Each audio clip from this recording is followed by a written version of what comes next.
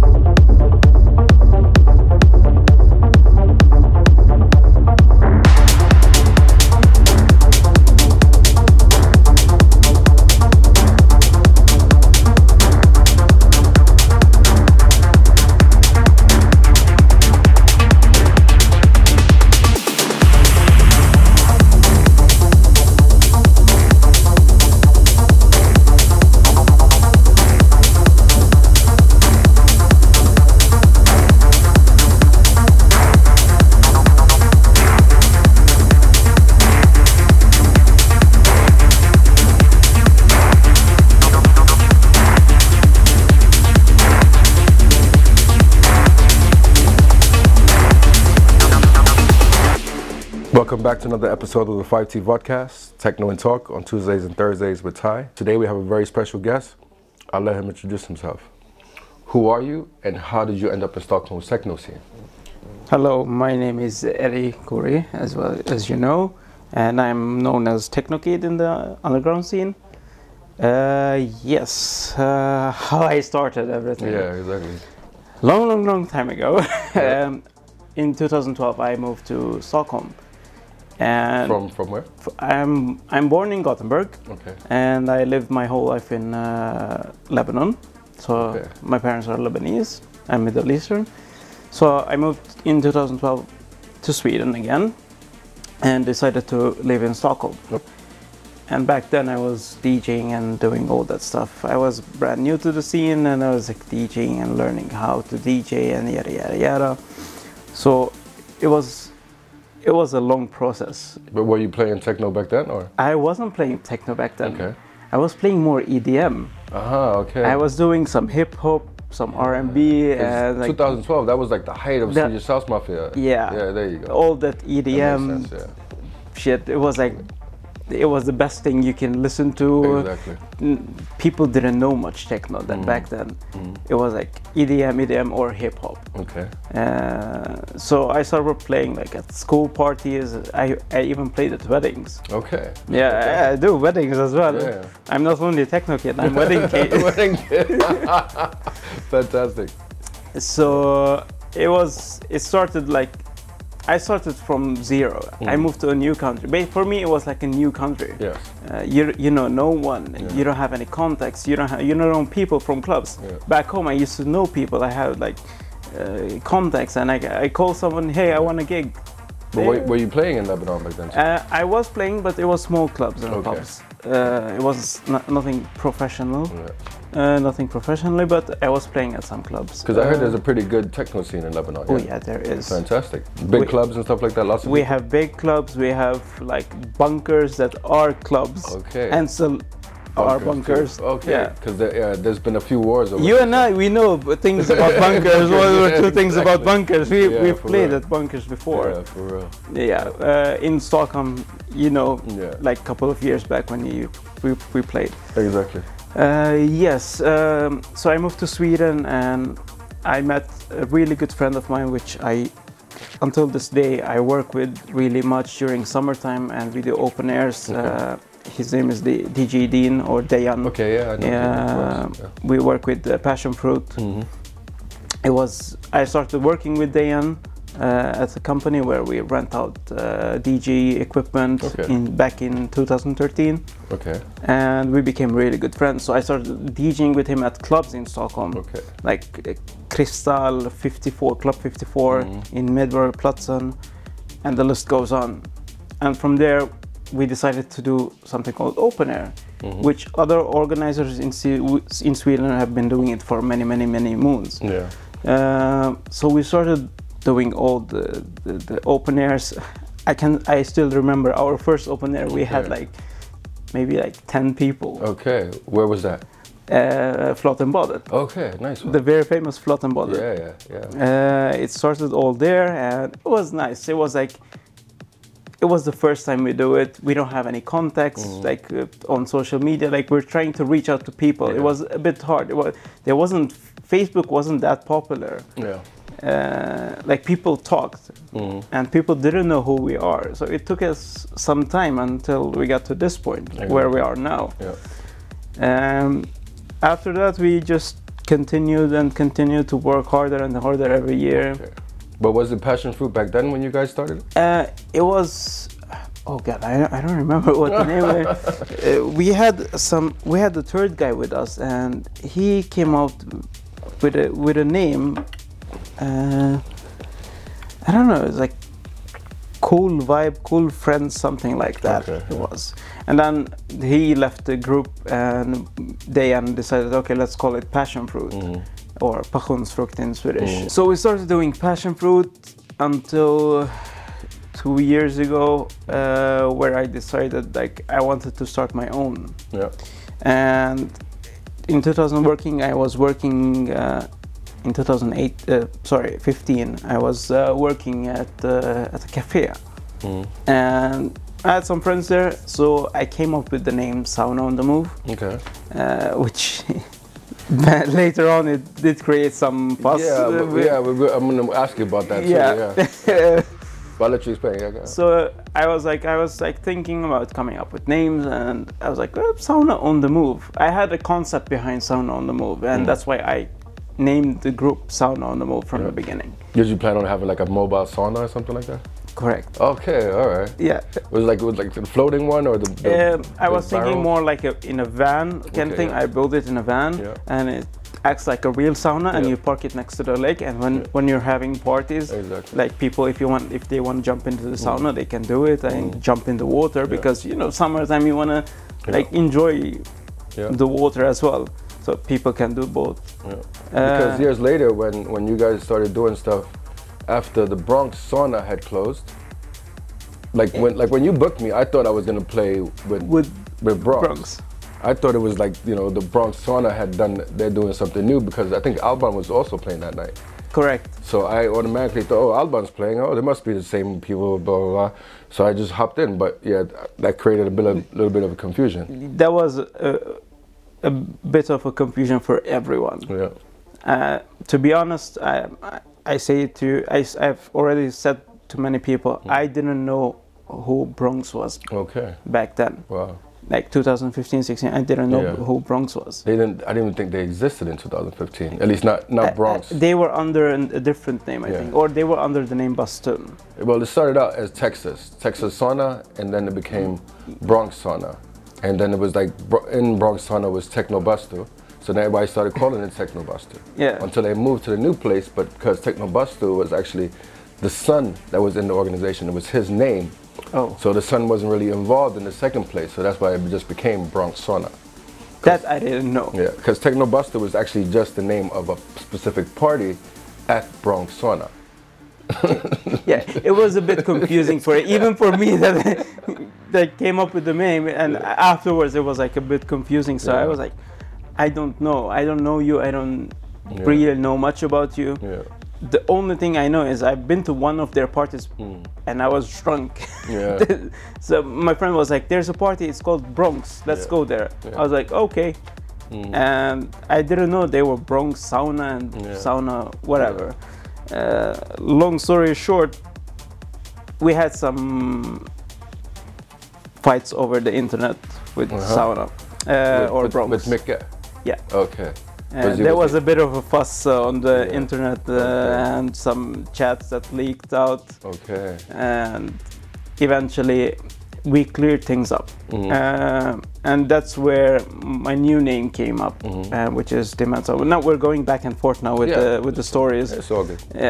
And that's when I decided, okay, I don't like having an argument with other organizers. Of course not. Like even the old ones that have been there for many years. I like this because we don't want drama in this scene, and we try to keep it drama free. You know more than I do that we like to keep the scene drama free, as cooperative as possible. We try, but it doesn't really work every time. Different personalities, different ideas. There's always going to be someone that's unhappy about something.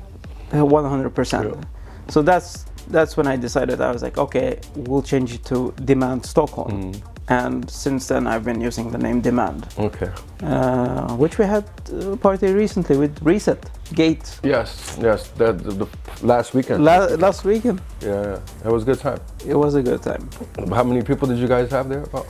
Over 1,200 people. Oh wow. That's what I know on the papers. It was we let in too many people on the guest list as well. Yeah.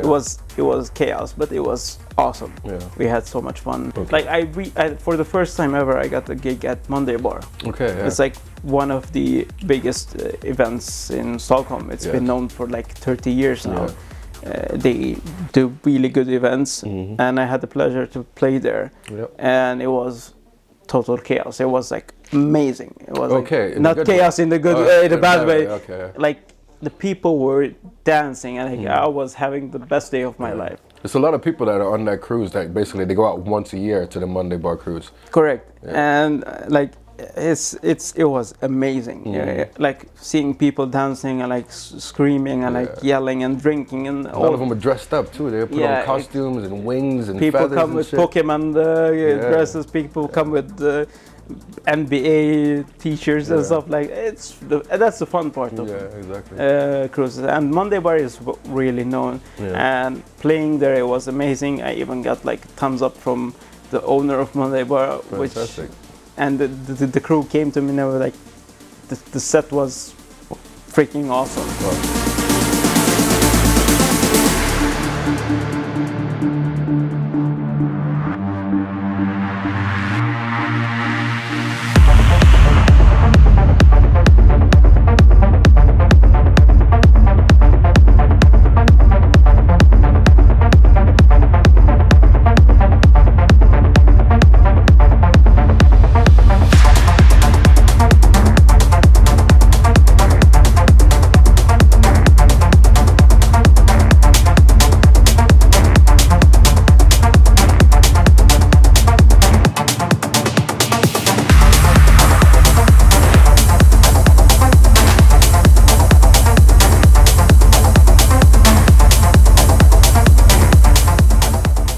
Is it just you that does demand, or do you work with other people? I do work with other people. I have Bara V. He's a well-known DJ in Stockholm, and he helps me with everything. Okay. He helps me out with the event itself when he's not busy. He helps me out with everything. He's like a really good friend of mine, and I really appreciate all the work he does with me. Okay. So he helps me out with almost everything. And then I used to work, I'm gonna go back a couple of years now, because when we had Sauna on the Move, I was working with another person by the name of Slobodan. Slobodan, okay. Yeah, he's known, everybody knows him in the scene, and he was one of the partners in Sauna on the Move. Okay. So we were doing all the bunker festivals or the events. Tunnel, bridge, whatever. Well, he was one of the people involved. Okay. Yes. I heard that he had a bit of tragedy in his family recently. His father passed away. Oh, I'm not really sure about that. I didn't hear. And if he's back home now. My condolences. Condolences, Slobodan, to you and your family. Yeah, he's supposedly back. Is he from Serbia? He's Serbian. Exactly. So he's there now with his family. Okay. My condolences to the family. Yeah, definitely. But like, what's your actual plans for right now? Do you you have a normal regular job too, right? I do have a regular job. I work 70%. Okay. And the thing is with my job is I work a lot of nights. Okay. Or my job is usually nights. Okay. So it makes it really hard for me to plan ahead because I only get my schedule for half of the month. Okay. Yeah. So half of the month I get for the next month, and it's a bit annoying because I don't know if I'm gonna get off on the Saturday in July. Let's say the 5th of one Saturday in July off or not. Yeah. It makes it really hard to plan ahead. So that's why I usually post like a couple of weeks before. Yeah. Then I have already received my schedule, and it makes it really, really hard for me. Yeah, I know what you mean. But at least you're keeping the same sleeping schedule if you're working at that time and you're DJing. Yeah. That's the best part about my job. It's not it's not a 8 to 5 job. Yeah. I start at 2, I start at 5, I start at 7. In the morning? At night. At night, okay, that's what I meant, yeah. Or in the afternoon, like, Yeah. until like 4 in the morning. Okay. So it's almost rave-ish. Yeah, I mean, those are the hours that we usually up and Yeah. working anyway. Correct, So, yeah. correct. Yeah, because I know for me, one of the hardest things is like trying to switch my sleeping patterns. Like if you have a regular job and you're going to work 9 to 5, 5 o'clock, you're completely beat. You know what I mean? It's like, and then on the weekends you're usually awake till at least like 6 or 7, 8 o'clock in the morning. Yeah. So to switch over every weekend to be awake at night, and then in the weekdays it super doesn't hard. work. No, it doesn't work. But what's your plans for the future? Like we were talking about. Right now we do have problems with venues. Yeah. And you know that more than I do, that Stockholm is the worst place to find venues. Yeah. Like, please, if you have a venue, call me. But you know I have a venue. I do have a venue. I do know that you have a venue. Yeah, let's do something together at some point. I'm down to that. Yeah. I'm down. Like, have you seen it even? No, we were gonna do the interview at the venue, but he canceled last minute. No, because it's a little bit cold outside, and the problem is, if it's cold outside, it's freezing in the venue. Yeah. I knew it was gonna be cold as fuck there today, so I was like, no, it doesn't make sense to go there because it's uncomfortable. It's like a refrigerator inside. It's cool. It's a sunny day. No, I'm just joking. No, but when I went out to the supermarket this morning, I was like, I felt it. I was like, nah, it's way too cold to be in that place. Trust me, because it's like your feet and your hands start freezing. I have. Yeah, I'm gonna see it whether you like it or not. You can just show up one day. Yeah. No, you should definitely. Yeah. Thank you. No, but the plan is to keep doing things. We're gonna be doing stuff. Right now, we do stuff every other weekend because we want to start off slow. Want to get the right people. Once we have a good enough crowd, then we start doing things every week. Yes, yes. You know what I mean? And then it's like maybe in July when it's like everyone's on vacation, people are running around, people are looking for stuff to do. Then we'll do stuff every Friday and every Saturday, but only for like 1 month. So we'll definitely do something with you guys. Of course, we can work something out, and we have a plan. I actually have a plan for starting October. I will have a new international DJ booked. Okay. I'm still working on that, and after that, I'm gonna have a couple of international DJs. Like I'm gonna try to have one international DJ every other month. Okay, that's a good way to do it. I'm gonna try. Like the problem is economically speaking, it's not like the best business. No. Like we try to keep our parties like low budget. I mean, sorry, I'm gonna rephrase that. Not low budget, but we try to keep our tickets sales, the prices low, as low as we can, because like there are parties there which are not worth 1,000 or 2,000 crowns that are happening. Who the hell would pay 1,000 crowns for a party?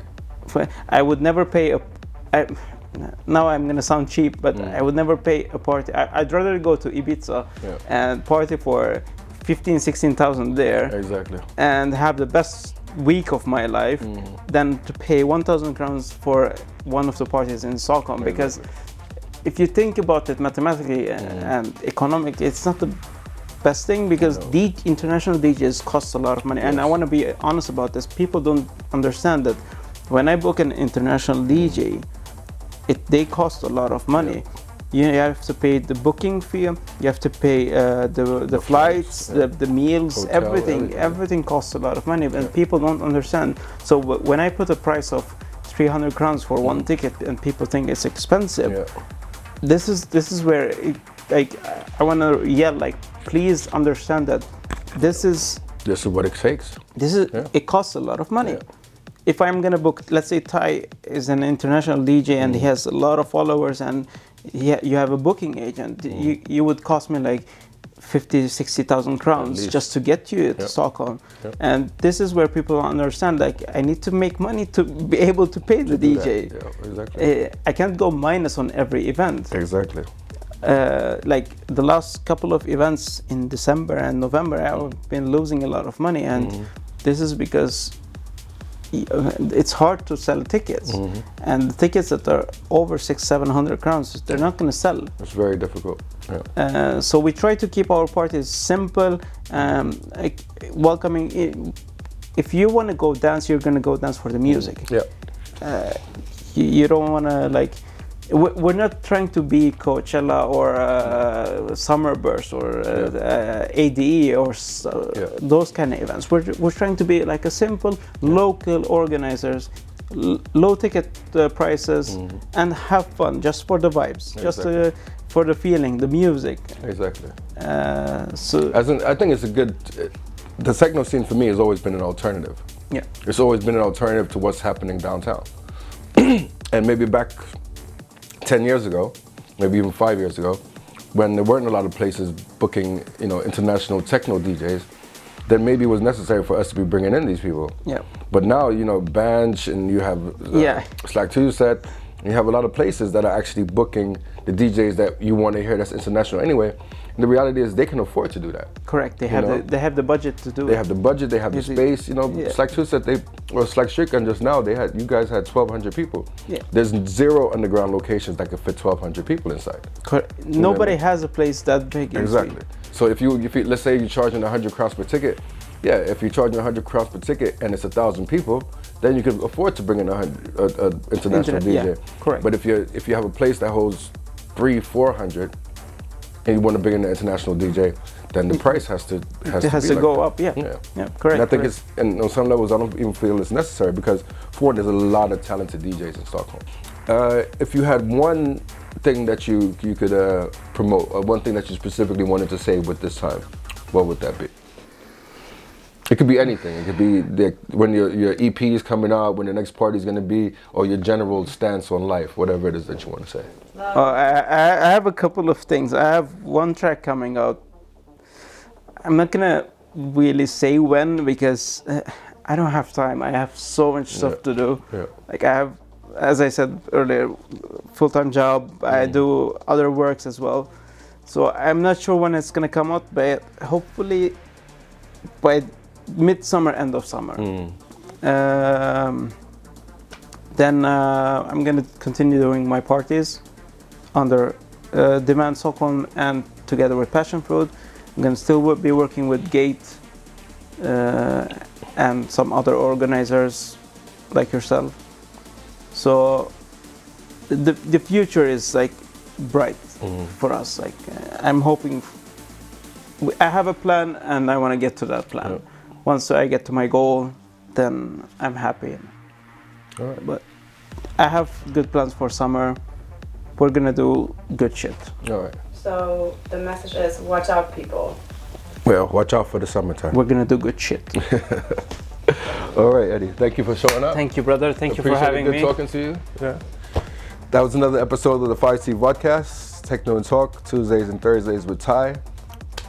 Check out our Instagram, follow us on Facebook, follow us everywhere. Follow Eddie, Techno Kid. Techno Kid official, Instagram. What I mean? Exactly. See y'all next Tuesday or next Thursday. Peace.